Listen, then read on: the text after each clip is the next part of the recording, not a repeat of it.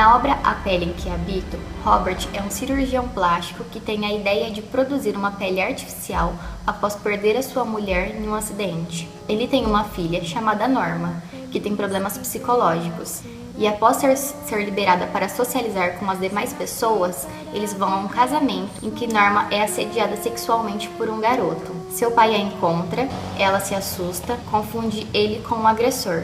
Ela vai para um hospício, é internada e depois de algum bom tempo de poder ter o contato com o pai, ela acaba confundindo ele e não quer mais vê-lo. E depois ela acaba se matando.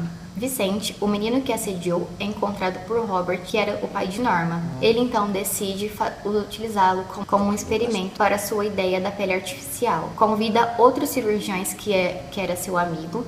Então começa a fazer uma transformação, mudando sua pele, suas digitais, fazer uma plástica completa, até mesmo uma vaginoplastia. Mantém então Vicente em cativeiro em um quarto de sua casa. Muda seu nome para Vera, então todas as suas características masculinas acabam se transformando em femininas. Em sua casa tem uma governanta chamada Marília que ajuda a cobertar a sua ideia. Zeca, o filho de Marília, acaba entrando na casa, amarrando-a numa cadeira, cobrindo a farsa e estuprando Vera. Robert entra na casa, descobre o acontecido e mata Zeca.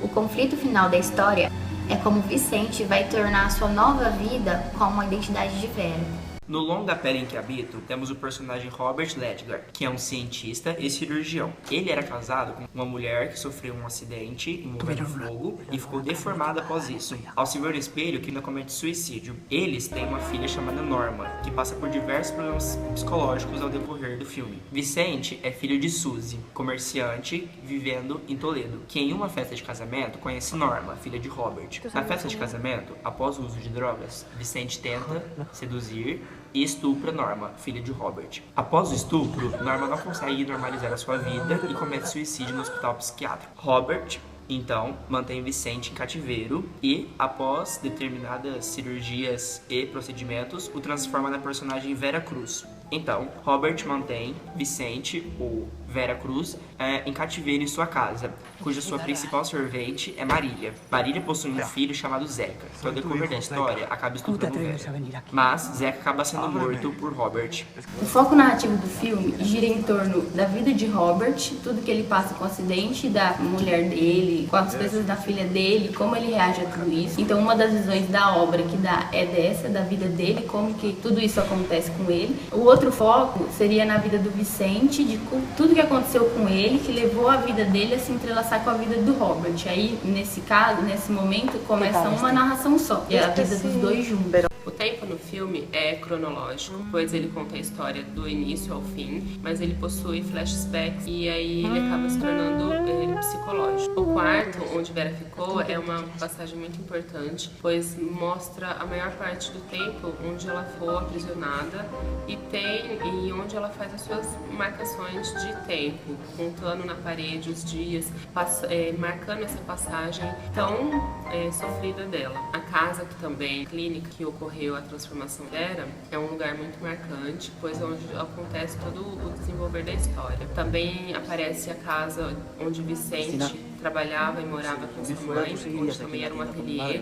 Mostra então algumas características de como ele era e depois podemos também observar no quarto, quando ele já se transforma em Vera, que ele mantém algumas características se transpassando, né? Sobre as características do período realista, é o contrário do que pregava o período romantista. Tenta não focar no romance em si, mas sim no seu principal interesse, sobre a relação com as pessoas. E também faz uma representação um pouco mais fiel da realidade. Os temas então presentes são uma influência dos métodos experimentais. É citado temas como mudança de gênero, suicídio, estupro e adultério. Outra característica também é a animalização do homem, onde as características da personagem passam a ser vistas com a característica do próprio animal. No caso do Zeca, ele aparece com uma roupa de tigre e ele ganha um apelido de Tigrão, reforçando as atitudes que ele tinha com a personagem Vera após se dar até ao estupro. Outra característica é a ausência da personagem se fazer fazer mais presente. Por exemplo, quando Robert tinha relações com a sua esposa, como ele era cirurgião, ele não tinha muito tempo para se dedicar a ela. Então ele falhava nos seus compromissos como esposo. Então ela começou a ter um caso com o Zeca, que é o seu posterior irmão, que ele não sabe. Com a morte da personagem no decorrer da história, Robert sente mais a sua falta do que quando ele estava com ela, que ele falhava na sua obrigação de esposo. Porque depois ele tenta fazer com que Vicente fique uma cópia perfeita do que ela era.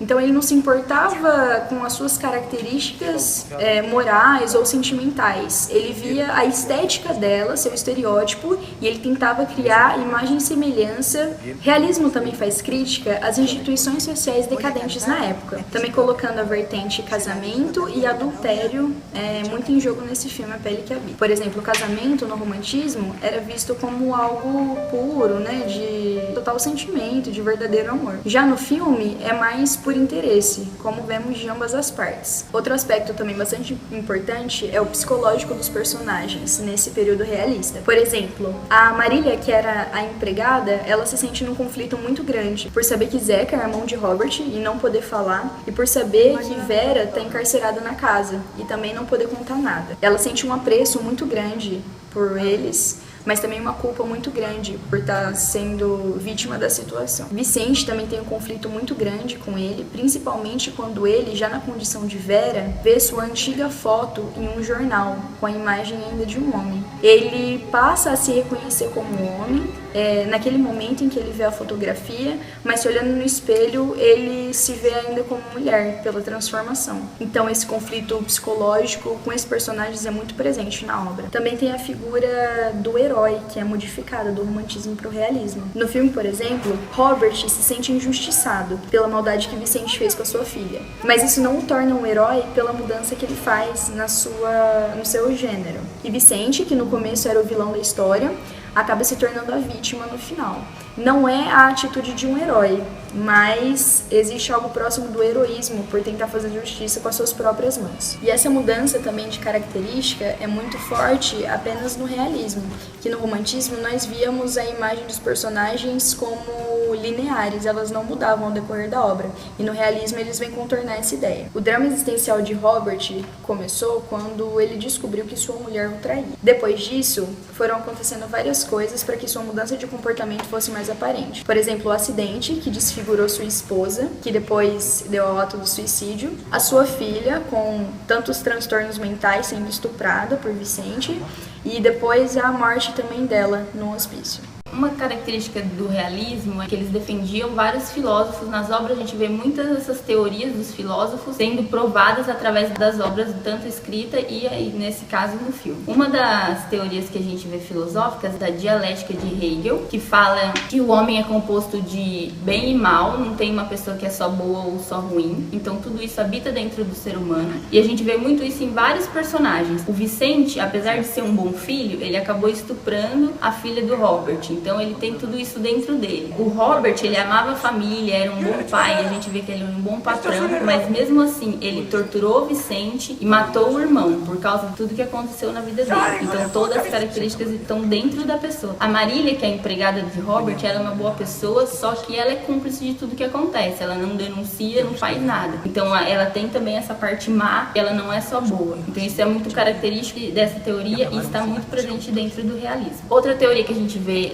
nessa obra foi o determinismo de Taine, que defende que o que acontece na vida do homem, na verdade, não é uma escolha que ele tem, são coisas que o levam a fazer o que ele faz. São 3 fatores que explicam o que acontece com o homem, que é a raça, o meio e o momento. A gente vê isso em alguns personagens, por exemplo, o Zeca e o Robert são irmãos, mas o meio que o Zeca viveu fez ele virar uma pessoa diferente do que o Robert se tornou. Então fez ele ir pra vida de crime, ser uma pessoa mais marginalizada do que Robert, que foi criado de uma família rica, se tornou médico, intelectual. Mas mesmo assim, o Robert, ele é modificado pelo momento, porque os traumas da vida dele, tanto com a esposa quanto com a filha, levam ele a virar um assassino e um torturador. Outro teórico que a gente vê aqui é Foudron, com a teoria do anarquismo, que defende que a sociedade viveria melhor sem governantes, e o autoritarismo deforma e atrofia a tendência cooperativa da sociedade, que a sociedade viveria muito bem sem ser governada por ninguém. E isso a gente vê quando que Robert e os outros cirurgiões operam sem autorização, sem a lei lei por trás. Eles fazem uma cirurgia que não era autorizada na época, que a lei não defendia. Assim como a pesquisa que o Robert faz com a pele para criar esse novo tecido não era eticamente respaldada, então ele não deveria estar fazendo isso, mas é uma coisa que funciona e que dá certo, mas que ele não poderia estar fazendo porque existe a autoridade por trás. Para finalizar, a última teoria que a gente viu meio que assim, não foi tão aprofundado, mas aparece um pouquinho, é a alegoria da caverna de Platão. A alegoria da caverna é mais ou menos assim: os homens foram criados dentro dessa caverna e eles não conhecem a realidade, apenas o que é apresentado para ele como sombras. E aí quando eles saem dessa caverna, eles têm a visão da realidade e têm que decidir o que eles vão fazer com isso. A gente enxergou essa teoria na vida de Vera, que era Vicente, e ele nasce como mulher presa dentro de um quarto, digamos assim.